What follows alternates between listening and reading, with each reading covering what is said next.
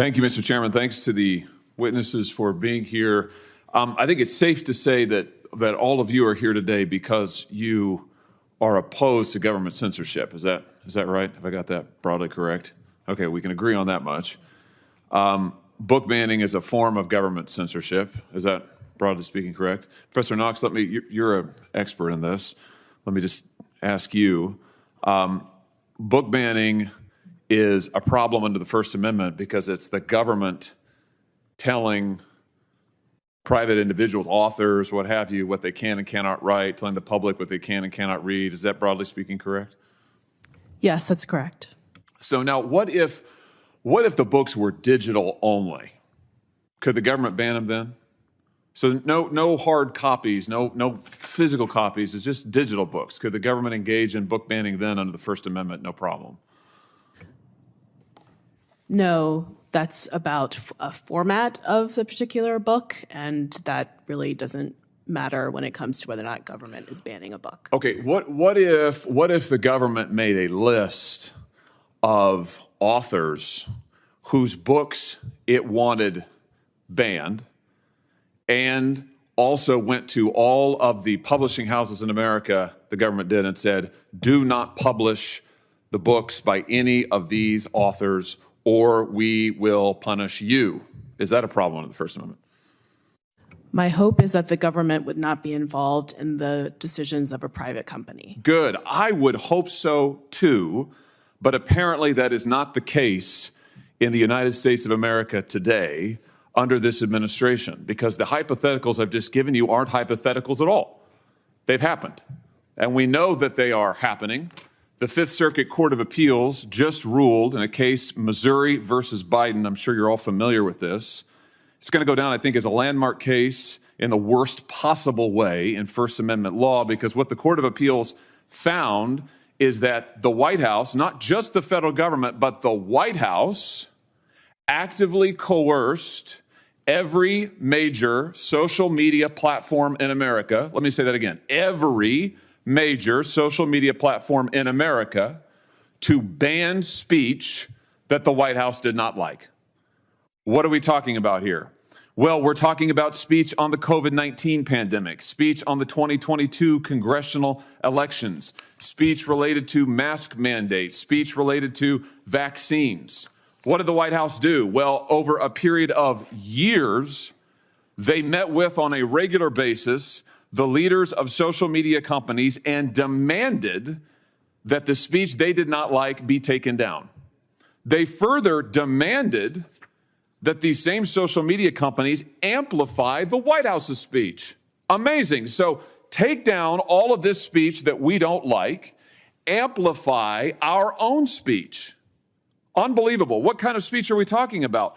Well, for example, not just public officials, but parents. Here's an example from my state, the state of Missouri. I'm reading you from the opinion here.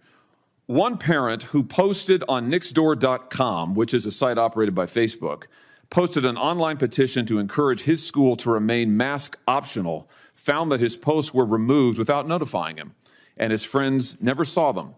Another parent in the same school district who objected to mask mandates for school children responded to Dr. Fauci on Twitter and promptly received a warning from Twitter that his account would be banned if he did not delete the tweets criticizing Dr. Fauci's approach to mask mandates. These objections, amazingly, this censorship was taken at the direct behest of the federal government, the direct behest of the Biden administration. Professor Knox, is this a violation of the First Amendment? Only a judge can make that determination. And a judge has. I'm glad you said that. Multiple judges.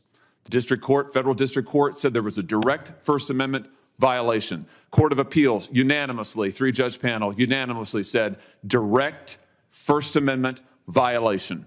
I can't think of another time in American history when the President of the United States, and I say that advisedly because the record reflects that White House officials were sending emails and communications to these companies saying that the President himself wanted the censorship.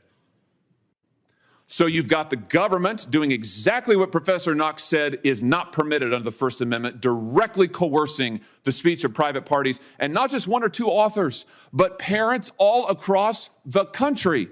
Unprecedented in the history of this nation.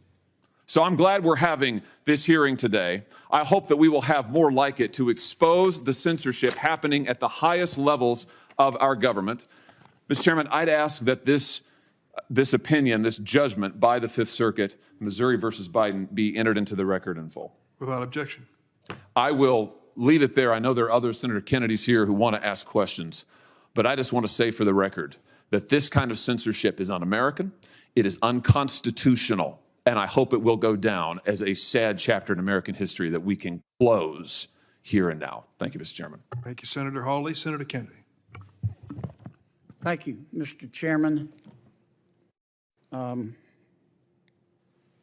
I confess I'm a little confused, and I appreciate the argument or discussion that we've been having, but for me, it's a little too conceptual or, I don't know, metaphysical or theological or whatever you want to call it. I want to try to understand what you're asking us to do.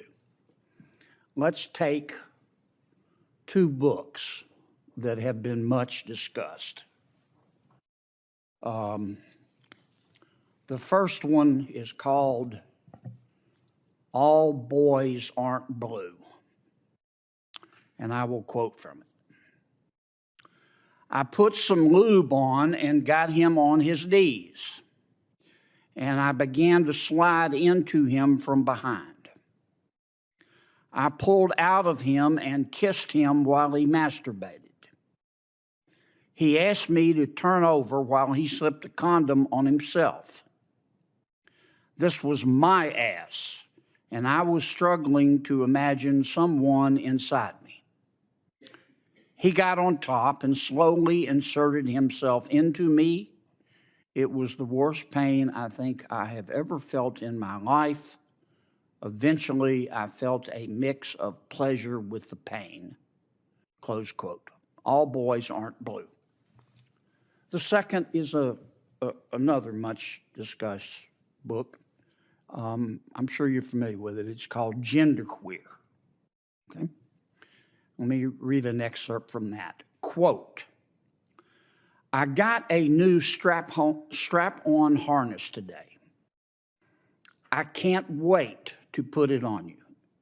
It will fit my favorite dildo perfectly. You're going to look so hot.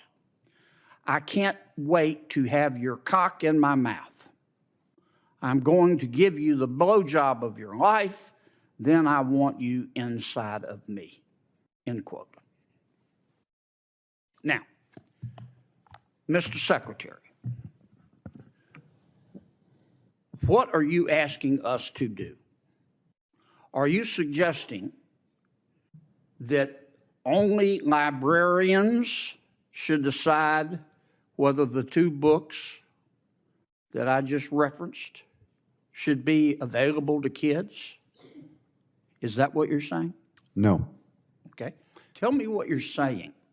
Well, first of all, there's this... Don't give me a speech. Tell me what you're asking me to do. With all due respect, Senator, the words you spoke are disturbing, especially coming out of your mouth is very disturbing.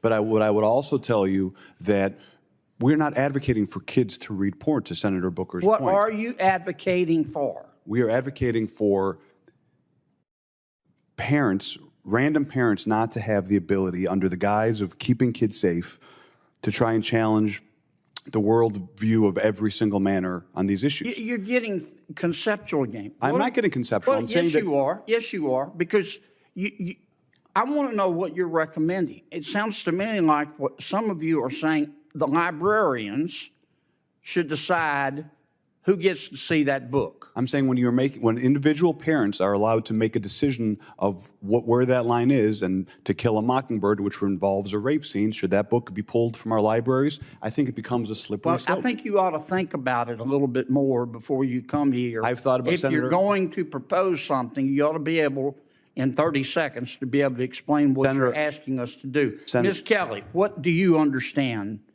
Well, let me skip you for a second. Mr.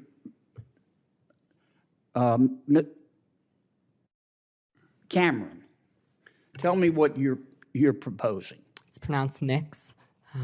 Mix? Is that how would you like me to refer to you? Senator, your definition of sexual is synonymous with LGBTQ identity. I'm not asking you that. I'm asking you to tell me you read those two excerpts. Genderqueer. Do you think that, are you asking that only librarians and not parents have any say in whether minors can read those books? Is that what you're saying? Genderqueer has never been in my school library, so it's never been banned. Well, suppose it was. Should it be up just to the librarian, or should parents have a say? There should be facilitation of collaboration between students, parents have and a say? educators. Parents should be working with students and educators to be making decisions because students are. And who decides ultimately? The librarian, or do you take a vote, or who takes the vote? Book review committees in the community in my school district. You want a committee to decide? There are committees. Okay. Well, I'm asking you, how do we decide whether the two books that I just referenced should be available in the library? What would you, if you were running things, what would you do? All Boys Aren't Blue, the scene you mentioned, is about sexual abuse. I know what it's about. It's not What erotic. would you do in terms of making the books available? Would you say anybody can see them, or they have to be in a special session? Students who do not read books like All Boys Aren't Blue cannot learn what is appropriate. I understand that. They cannot learn. I understand, but none about of you want to abuse. answer my question. You come here and you say censorship is bad, and of course it's bad. But the obvious response is, okay, you heard the books we're talking about. Okay, we're not talking about Catcher in the Rye. So tell me what you want, who gets to decide. And all I've heard is the librarians. And parents have nothing to do with it. And if that's your response, what planet did you just parachute in from? Parents, Senator. Or what country, more appropriately? This is not China. Parents, Senator, for all due respect, parents absolutely have a say. My parents were immigrants, came to this country. We never checked out books without our parents seeing what books we were reading. They encouraged us to read books. Mr. Secretary, I understand this is good for your politics back home. It's got nothing to do with my politics. My bill is passed. Of course it does. My bill is It has passed. everything to do with your politics. I'm here to. But you came here with a problem, and I'm trying to understand the solution, and you don't have one. We solved the solution. Other than to tell us that we don't agree with you, you're on the wrong. We'll be on the wrong side of history. We solved the problem in Illinois. We fixed it because we. Well, there are others you could work on. Well, that's why I'm out here of to help. time. Thank you, Mr. Chairman. To help other states make these decisions.